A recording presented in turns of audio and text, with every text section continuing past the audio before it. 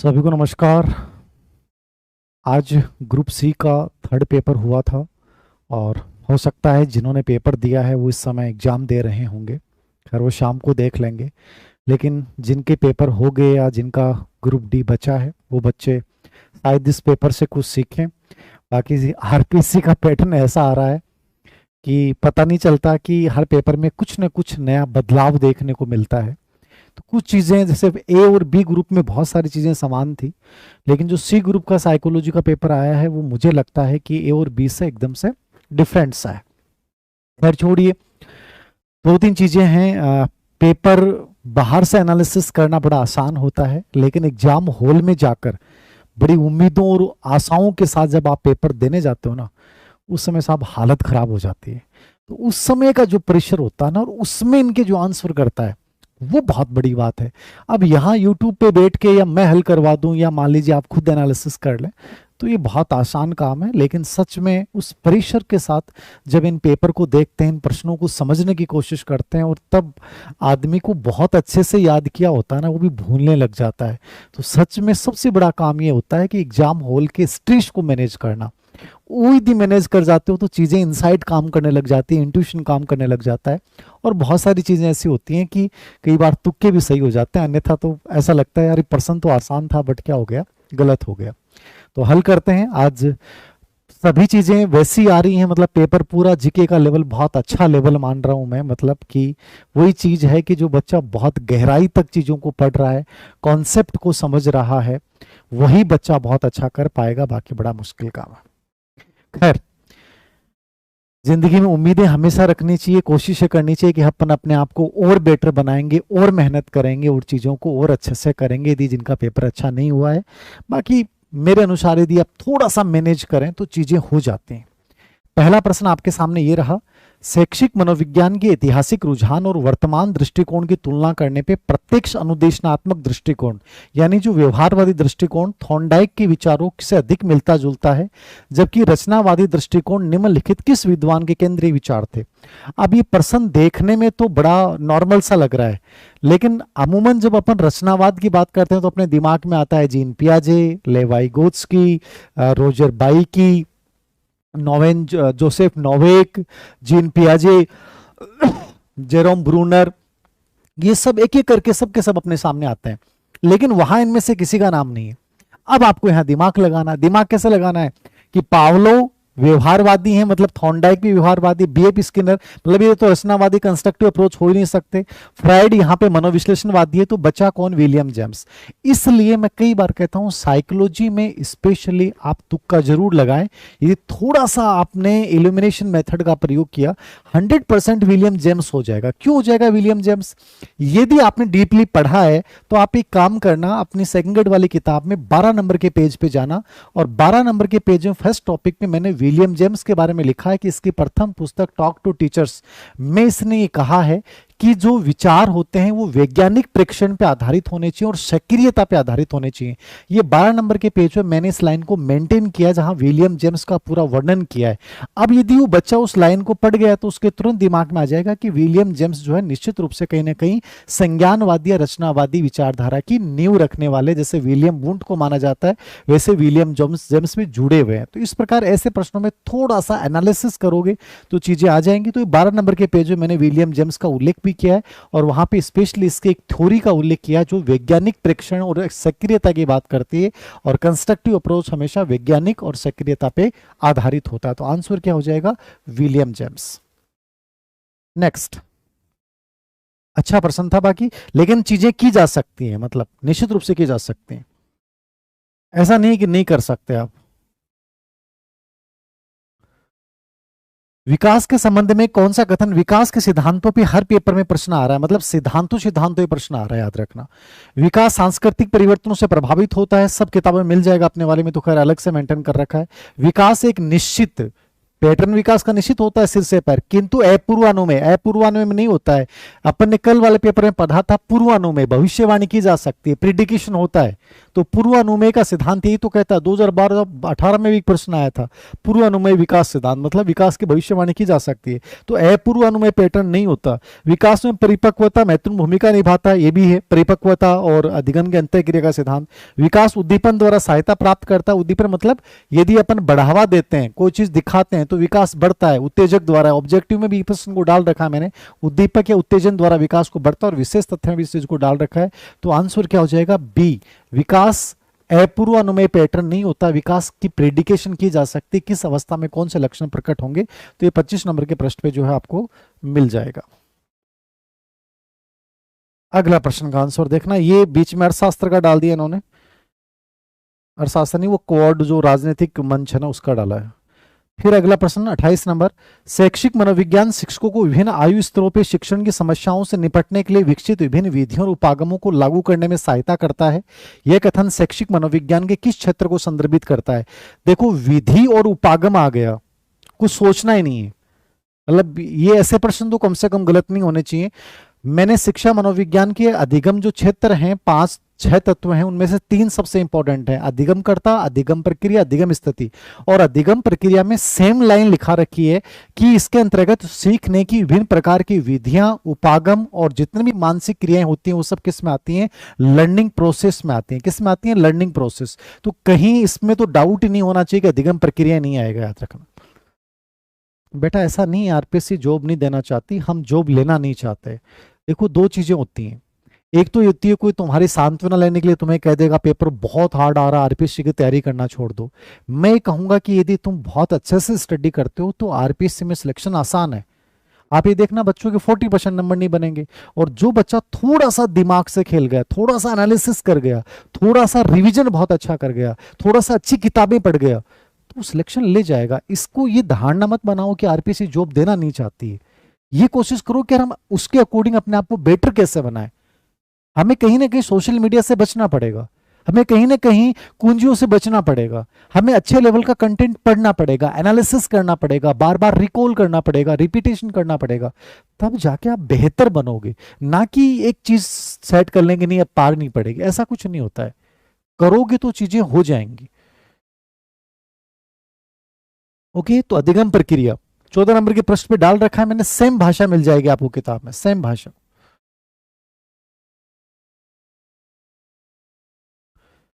नीचे उन मनोवैज्ञानिकों के समूह के नाम दिए गए हैं जिन्होंने अधिगम के संज्ञानात्मक सिद्धांत में योगदान दिया। बहुत आसान प्रश्न है, पता लगाए कि इनमें से कौन समूह सम्मिलित नहीं। एडवर्ड टॉलमैन संकेत अधिगम संज्ञानवादी, कोहले अंतर्दृष्टि संज्ञानवादी, मार्टिन सेलिगम अधिगम सहायता असहायतापन संज्ञानवादी, जेबी वाटसन। औरों पे ध्यान नहीं देना, जेबी वाटसन कौन है? व्यवहारवादी। तो दिमाग ही नहीं लगाना है, संज्ञानवादी कौन सा, व्यवहारवादी कौन सा। ठीक है, तो 98 के पेज पे डाल रखा है कि वाटसन व्यवहारवादी है, बाकी सब संज्ञानवादी। माध्यमिक विद्यालय के छात्रों में भावनाओं को, अच्छा अप्लाइड प्रश्न है बट मेरे अनुसार थोड़ा सा दिमाग लगा लोगे तो कर दोगे। भावनाओं को नियंत्रित करने के लिए हस्तक्षेप योजना बना रही है। हस्तक्षेप योजना मतलब कि मुझे बच्चे के व्यवहार है, भावनाओं को कंट्रोल करना है। मतलब हो सकता है बच्चों में निराशा आ रही है, जैसे आप लोगों में आ जाती है पेपर देने के बाद, तो मुझे तुम्हारी इस निराशा को पॉजिटिविटी में बदलना है। तो इसका मतलब बदला जा सकता है, भावनाओं को, संवेगों को बदला जा सकता है। हस्तक्षेप का मतलब समय कौन सा कथन सबसे अधिक लागू होगा। तो जब ये मान लिया कि भावनाओं को बदला जा सकता है, तो इनमें से कौन सा कथन लागू होगा? भावनात्मक व्यवहार हमारे व्यवहार के सीखे और अर्जित एक्वायर्ड पैटर्न होते हैं। भावनात्मक व्यवहार प्रारंभिक अवस्था में सामान्य उत्तेजना, ये ब्रिजेज का स्टेटमेंट है कि जन्म के समय कोई संवेग नहीं होता, उत्तेजना होती है। सकारात्मक और नकारात्मक दोनों प्रकार के भावनात्मक व्यवहार 2 वर्ष की आयु तक स्पष्ट रूप दिखाई देते हैं। ये भी ब्रिजेज का स्टेटमेंट है कि 2 वर्ष तक सुख, आनंद, व्यथा और दुख दोनों आ जाते हैं। ठीक है, और भावनात्मक व्यवहारों की जड़ें आनुवांशिक प्रभाव में। आनुवांशिक का मतलब तो बदला ही नहीं जा सकता, तो ये तो हो ही नहीं सकता कभी भी। अब ऑप्शन क्या बचा? मतलब कोई चीज को बदला कब जा सकता है? जब वो अर्जित होती है। ठीक है, जो जन्मजात होती है उसको बदला नहीं जा सकता। तो सीधा आंसर क्या हो जाएगा? ये व्यवहार के सीखे और अर्जित पैटर्न होते हैं। ठीक है। स्पीटीज का मैंने स्टेटमेंट डाल रखा है किताब में संवेगात्मक विकास में, ब्रिजेज भी इनको अर्जित मानता है। तो इन दोनों स्टेटमेंट से वैसे ही समझ में आ जाता है कि यार मुझे किशोर अवस्था के बच्चों के व्यवहार को बदलना, और मैं तब बदल पाऊंगा जब सवेंगों को अपन क्या मानेंगे, एक्वायर्ड मानेंगे। जन्मजात मानेंगे तो सवेंगों को बदला ही नहीं जा सकता। और एक विशेषता भी लिखा रखी है, सवेंगों में विस्थापन स्थानांतरण का गुण होता है, मतलब एक सवेंग को दूसरी जगह स्थानांतरित किया जा सकता है। ठीक है, तो ये 76 और 78 दोनों के पेज पे इसका उल्लेख कर रखा मैंने। 30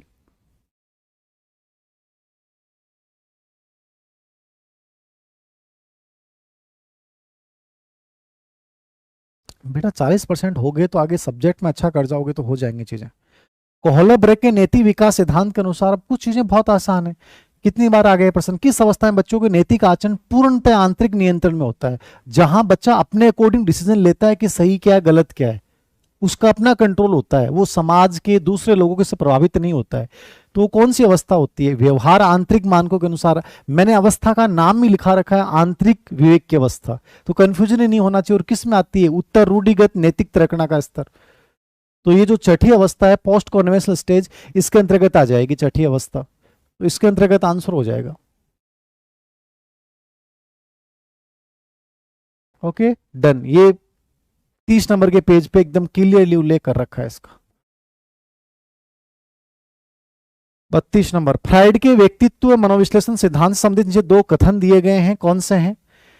अहम व्यक्ति की परिवर्तीजन्य ऊर्जा का स्रोत होता है ईगो। परिवर्तीजन्य समझ गए, परिवर्तीजन्य समझ गए ना, मूल परिवर्तियां।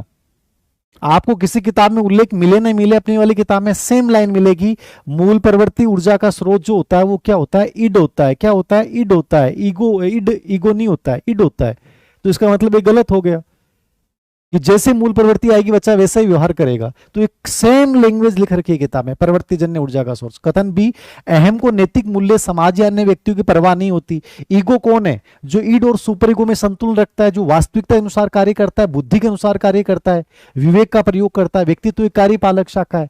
तो जो दोनों में संतुलन स्थापित करेगा, इसका मतलब बैलेंस बनाएगा, इसका मतलब ये थोड़ी होता है कि वो नैतिक मूल्यों की अवहेलना करेगा, समाज अन्य व्यक्ति पर परवाह होगी तभी तो बैलेंस स्थापित करेगा। तो ऐसा करेगा तो ऐसा हो जाएगा, वो डराता है, परिणाम दिखाता है। तो ईगो जो है वो आपको बताता है कि सही क्या और गलत क्या है। वैसे ही ये सेम जो लाइन है नैतिक मूल्य, वो सुपर ईगो से रिलेवेंट होता है। लेकिन चूंकि ईगो बैलेंस स्थापित करता है, इसलिए ये नहीं हो सकता कि उसको परवाह नहीं होती। परवाह नहीं होगी तो ईगो पे, ईड पे कंट्रोल ही नहीं करेगा। तो इसलिए कथन ए भी गलत है और बी भी गलत है, और दोनों स्टेटमेंट किताब में डाल रखे हैं। ठीक है, 176 177 के पृष्ठ पे सिगमंड फ्राइड का जो सिद्धांत है व्यक्तित्व में, दोनों में आपको मिल जाएगा, सेम लैंग्वेज मिल जाएगी। तो दोनों कथन, आंसर क्या हो जाएगा इसमें, ए और बी दोनों कथन असत्य हैं। तीसरा ऑप्शन हो जाएगा आंसर, क्या हो जाएगा, तीसरा ऑप्शन। ठीक है ना, थर्ड। ए भी असत्य और बी भी असत्य है। हम जो सीखते हैं वह विशिष्ट प्रतिक्रियाओं के बजाय अपेक्षाओं का एक समूह या पर्यावरण का एक संज्ञानात्मक मानचित्र, कॉग्निटिव मैप होता है, जिसमें एक अर्जित अपेक्षा होती है। किसी विशेष संदर्भ में उद्दीपन के बाद दूसरा उद्दीपन आएगा। बहुत डिटेल से मेरा समझाया हुआ है और कहीं भी कुछ दिमाग ही नहीं लगाना इसमें। जहां भी अपन बात कर रहे हैं कॉग्निटिव मैप की बात कर रहे हैं, उसके बाद दूसरा विचार ही नहीं आना चाहिए। संकेत अधिगम, टॉलमैन आ जाएगा। टॉलमैन के अनुसार लर्निंग का अर्थ मैंने पूरी भाषा लिख रखी है कि जब मैं एक व्यवहार करते हैं उसके बाद पता चलता है ऐसा होगा, तो फिर उसके बाद अपने दिमाग में कॉग्निटिव मैप बनाते हैं, ऐसा करने से होगा, ऐसा करने से ऐसा होगा। आंसर क्या हो जाएगा 33 में, तीसरा। 132 के पृष्ठ पे डाल रखा सेम भाषा। रचनावाद के संबंध में दो मुख्य विचार नीचे दिए गए हैं, कौन सा सही है। शिक्षार्थी अपनी समझ के निर्माण में निष्क्रिय होते हैं, गलत है। एक्टिव। ज्ञान निर्माण प्रक्रिया में सामाजिक अंतःक्रियाएं महत्वपूर्ण होती हैं, 20 सही है। ज्यादा दिमाग नहीं लगाना, लेव वाइगोस्की कहता है रचनावादी है, सामाजिक अंतःक्रिया को सबसे इंपॉर्टेंट मानता है। और वैसे भी एक ही लाइन में यदि आपको आंसर देखना हो 34 का, तो 135 के पृष्ठ पे देखना आप, उसमें दोनों लाइनें एक साथ लिख रखी हैं। ज्ञान सक्रिय रचनावाद के अनुसार और सामाजिक होता है, यानी सामाजिक अंतःक्रिया और सक्रियता दोनों का योगदान होता है। इसलिए आंसर क्या हो जाएगा, एक गलत है,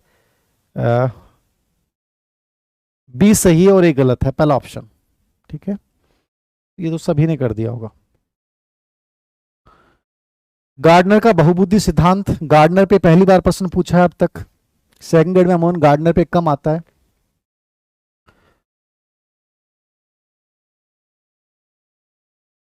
बताओ। मेरे अकॉर्डिंग 15+ क्वेश्चन तो होने चाहिए साइकोलॉजी में, तो बहुत जरूरी है भाई। मतलब मैं ये मानता हूँ कि नॉर्मल बच्चा किसी ने भी किसी से पढ़ाओ 15-16 क्वेश्चन तो साइकोलॉजी में होने चाहिए। शारीरिक गति बुद्धि शरीर की गति से रिलेवेंट है, दिमाग की खिलाड़ी। अंतर्वैयक्तिक मतलब इंग्लिश में देख लो इंटरपर्सनल, मतलब दूसरों को जानना, साइकोलॉजिस्ट। अंतर्वैयक्तिक इंट्रापर्सनल यानी कि स्वयं को जानना, दार्शनिक। स्पाइटियल स्थानिक यानी कि वास्तु से रिलेवेंट जितने भी लोग होते हैं, पायलट होते हैं, वो सब आर्किटेक्ट होते हैं, स्थानिक। चारों एग्जाम्पल सहित किताब में जिक्र कर रखा है। तो एक में 4, और वैसे भी दिमाग ही नहीं लगाना, एक में इसमें एक में 4 चौथे ऑप्शन में आ रहा है, बाकी में आ ही नहीं रहा है। 231 के पृष्ठ पे है ये पूरे के पूरे एग्जाम्पल सहित, चारों एग्जाम्पल्स मिल जाएंगे किताब में ही अपने। व्यक्तित्व के सेलगुण सिद्धांत के बारे में निम्नलिखित में से कौन सा कथन सही नहीं है? ट्रेट उपागम, ट्रेट उपागम किसने दिया है? सेलगुण सिद्धांत 2 व्यक्तियों ने दिया, स्पेशली आल्पोर्ट और केटल। अब यहाँ ये जो प्रश्न पूछा वो स्पेशली आल्पोर्ट के अनुसार पूछा है। सेलगुण समय के साथ अपेक्षाकृत स्थिर होते हैं, आल्पोर्ट कहता है। सेलगुण सामान्यतः विभिन्न परिस्थितियों में स्थिर रहते हैं, परिस्थितियों के अकॉर्डिंग। व्यक्तियों में सेलगुणों की प्रबलता और संयोजन भिन्नता रखते हैं। एक सेलगुण उपागम लोगों केवल द्वितीयक विशेषताओं की पहचान करने का प्रयास करता है। तो बाकी में दिमाग नहीं लगाना। ट्रेट उपागम जो आल्पोर्ट ने दिया था उसमें वो कहता है प्राथमिक केंद्रीय जिनको बोला है, ठीक है, और द्वितीय गुण बोला है, सामान्य सेल गुणों की बात की है। तो केवल द्वितीय गुणों को तो इसने बहुत गौण माना है, प्राथमिक कॉर्डिनल माने हैं, फिर केंद्रीय गुण माने हैं और फिर द्वितीयक माने हैं। तो इसलिए फोर्थ ऑप्शन एकदम से गलत हो जाएगा, क्योंकि कॉर्डिनल, केंद्रीय और गौण तीनों गुणों की बात की है, केवल द्वितीय के आधार पर व्यक्तित्व की पहचान नहीं करता, इसलिए फोर्थ ऑप्शन यहाँ पे क्या हो जाएगा? गलत हो जाएगा। 36 184 के पृष्ठ पे आप देख सकते हैं आल्पोर्ट के सिद्धांत को समझ के।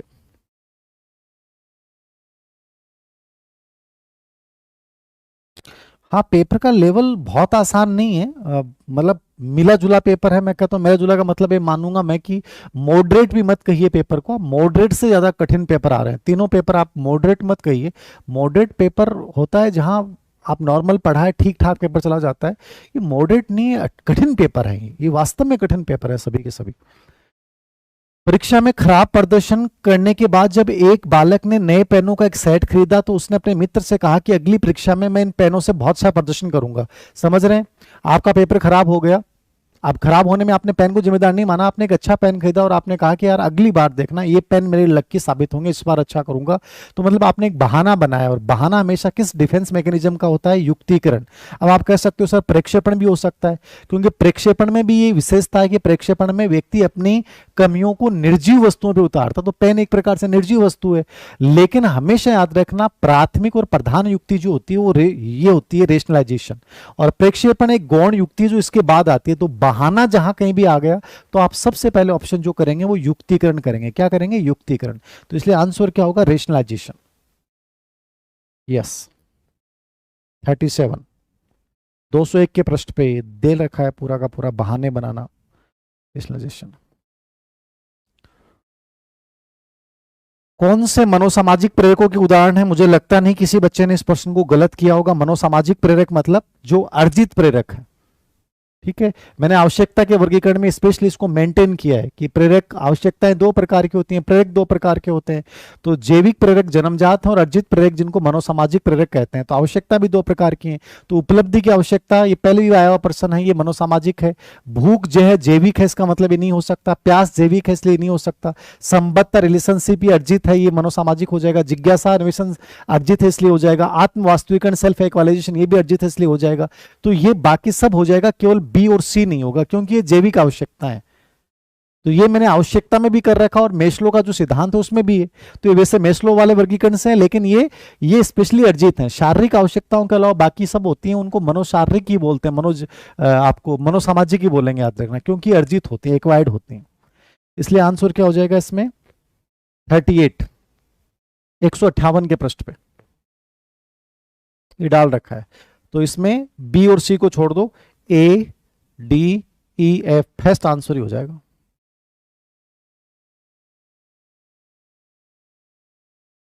सृजनात्मकता के किस तत्व का तात्पर्य अनेक तरह के विचारों की खुली अभिव्यक्ति से होता है? बताओ। बेटा देखो, बुक समझ में आ जाती तो बुक से बढ़िया कुछ नहीं है। बाकी मैं अभी नए कोर्स स्टार्ट करूंगा, थोड़ा सा ये जो चीज़ें नई आई हैं तो इसके अकॉर्डिंग थोड़ी चीज़ें अपडेट करेंगे, तो नए कोर्स में थोड़ा और एनालिटिकली अपन पढ़ेंगे। तो आप कोर्स ले लेना, आपको यदि समझ में यदि समझना है चीज़ों को लेकर, तो थोड़ी सी और चीज़ों को जो एक दो चीज़ें नई आ गई हैं उनको और डिस्कस कर लेंगे।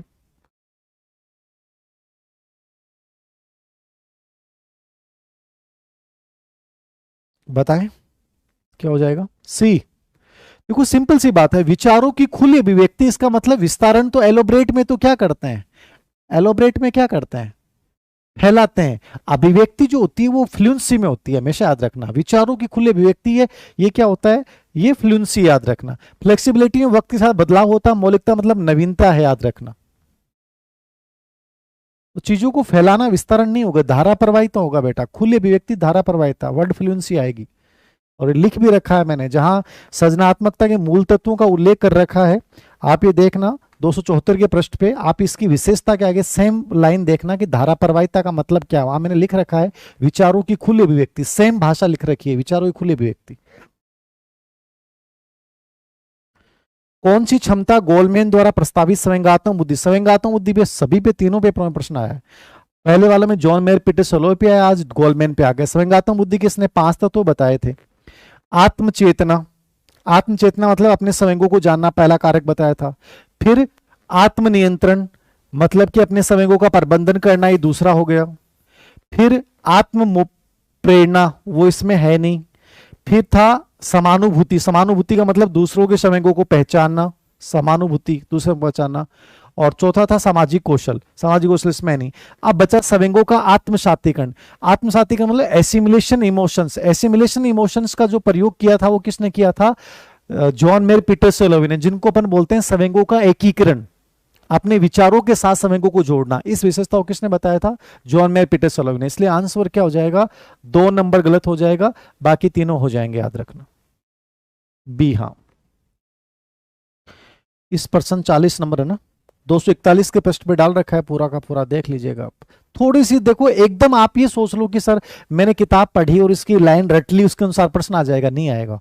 जब तक चीजों को समझोगे नहीं तब तक अब जैसे अब ये है, अब मान लीजिए सेम लाइन नहीं है, प्रबंधन आत्मनियंत्रण का पार्ट है, पहचानना दूसरे के संवेगों को समानुभूति का पार्ट है, अपने संवेगों को जानना आत्म जागरूकता है। तो इस प्रकार आपको आत्मसातीकरण का मतलब एकीकरण है। तो ये थोड़ा सा दिमाग तो लगाना पड़ेगा। आप ये सोच लो कि कोई किताब में मैंने रट्टे मार लिए प्रश्न सही हो जाएंगे, नहीं होंगे। सेम लैंग्वेज नहीं मिलती है, थोड़ी सी भाषा परिवर्तित होती है, तो थोड़ा सा कॉन्सेप्ट समझना पड़ेगा। तो आत्मसातीकरण गलत हो जाएगा। फिर देखना यूडीएल, ये भाई सी टेट में तो बहुत बार आता है यूडीएल, और जो नई समग्र मनोविज्ञान है उसमें समावेश शिक्षा, मैंने इसको डाला भी है यूडीएल को। हाँ, ये सेकंड ग्रेड वाली में नहीं डाला है क्योंकि इसमें अमूमन विशेष आवश्यकता वाले बच्चे आपके सिलेबस में नहीं है, बट फिर भी विशेष शिक्षा वाला प्रश्न डाल दिया। समावेशी अनुदेशन हेतु क्या किया जा सकता है, ये यूनिवर्सल डिजाइन फॉर लर्निंग है। ऑब्जेक्टिव वाली बुक में भी इस प्रश्न को डाल रखा है। यूनिवर्सल डिजाइन फॉर लर्निंग का मतलब ये होता है कि हर बच्चे के सीखने के अलग अलग तरीके होते हैं, और समावेशी शिक्षा विविधता का समर्थन करती है।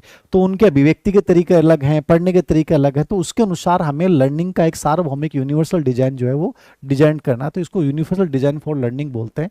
तो ये समावेश शिक्षा की एक विधि है, याद रखना। उपलब्धि प्रेरणा की आवश्यकता के संदर्भ में कौन सा उन छात्रों का लक्षण नहीं है जो मानते हैं कि बुद्धि परिवर्तनशील और अनुभव और प्रयासों से इसमें वृद्धि हो सकती है। अचीवमेंट मोटिवेशन से है, छात्रों का लक्षण नहीं है जो ये मानते हैं।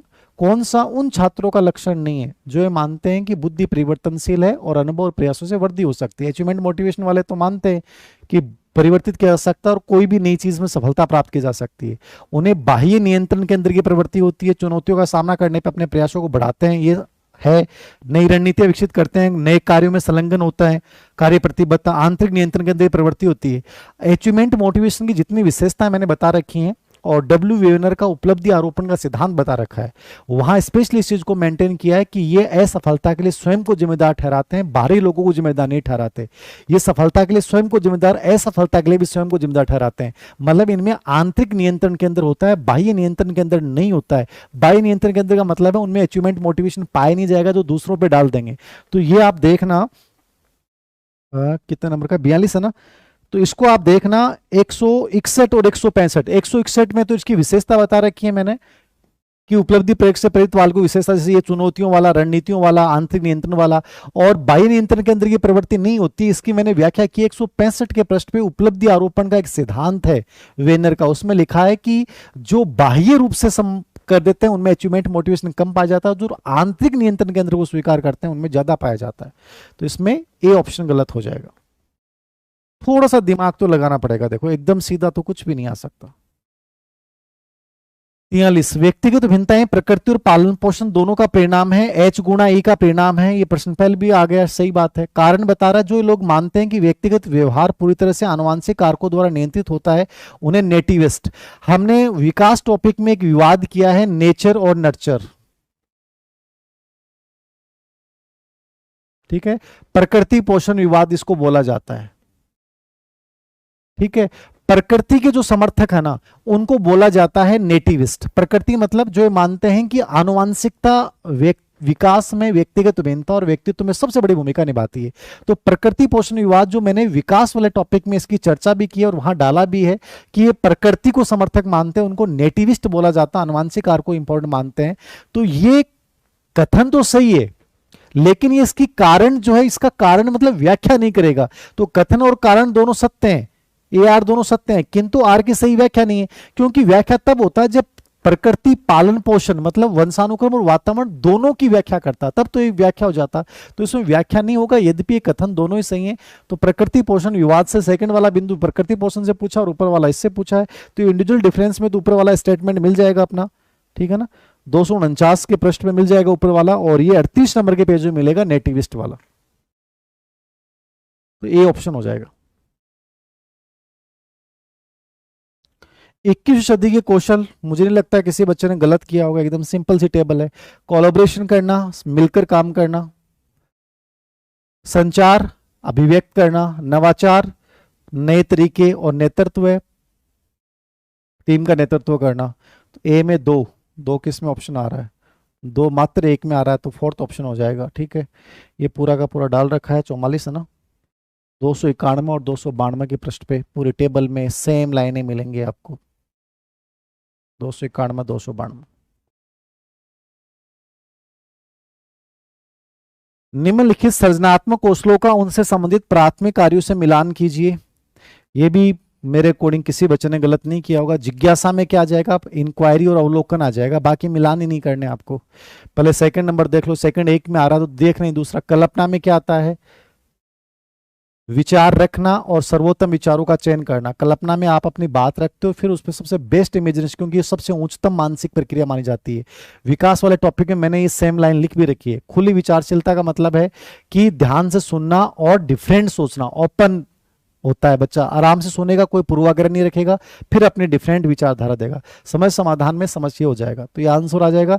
इसमें समस्या समाधान की जो विशेषता और कल्पना की जो विशेषता है, वो जो अपनी विकास वाला टॉपिक है 65 और 66, उसमें मैंने सेम लाइनें लिख रखी हैं। कल्पना की विशेषता क्या होती है, समस्या समाधान की क्या होती है। जिज्ञासा में आप जानते हैं इंक्वायरी करते हैं। तो ये कॉमन सेंस वाला प्रश्न था, मुझे लगता नहीं किसी बच्चे ने गलत किया होगा। सेकंड ऑप्शन हो जाएगा इसमें। बताओ,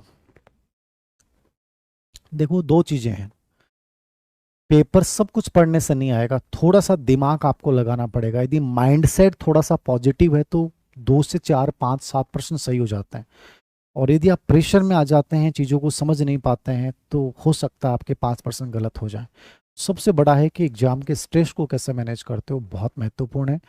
तो लगभग बच्चों के पेपर हो गए होंगे, शायद एक डी ग्रुप का एक पेपर और बचा है, उसमें कौन से बच्चे आएंगे मुझे नहीं पता, तो उसकी भी अपन चर्चा कर लेंगे पेपर के बाद। बाकी पेपरों का लेवल बहुत अच्छा आया है, समझ बेस्ड पेपर है, चीज़ें आपको समझनी पड़ेंगी, थोड़े सा कॉन्सेप्ट चीज़ें हैं, कुछ चीज़ें बहुत आसान भी हैं। कुल मिला के एक पेपर का स्तरीय पेपर अपन कह सकते हैं, जो बच्चे ने सच में बहुत मेहनत की है और एग्जाम हॉल के स्ट्रेस को मैनेज किया है, वो अच्छा कर गया। बाकी तो क्या ही बताएं। बेटा नेक्स्ट पेपर के लिए गाइडेंस ये है कि जो पढ़ लिया वो पढ़ लिया, मस्त रहो आराम से, गाइडेंस का पता नहीं चलता क्या आता है। बाकी लगभग चीज़ें वही है, शिक्षा मनोविज्ञान टॉपिक से वही प्रश्न आ रहे हैं, क्रिएटिविटी पे प्रश्न आ ही रहा है, कौशल पे आ रहा है, समावेश शिक्षा पे प्रश्न आ रहा है, तो घुमा फिरा की चीज़ें वही आ रही हैं। भाई थोड़ी बहुत लैंग्वेज चेंज आए तो प्रश्न को आराम से पढ़ो, चीज़ें हो जाएंगी। और एक ये याद रखना, कभी भी नहीं पूछ रहा है केवल, जैसे आज एक प्रश्न में केवल वर्ड दे रखा था, तो केवल कभी सही नहीं होगा। केवल आ गया ना, मात्र आ गया, ठीक है, ऐसे ऑप्शन कभी भी सही नहीं होते हैं, चीज दिमाग में रखो आप। बेटा मैराथन में कुछ नहीं रखा, चीजें पढ़ने से आएंगी और किसी से नहीं आएंगी, इसलिए मैराथन पे विश्वास मत रखो, जितनी रीडिंग करोगे उतना बेटर है। Thank you very much.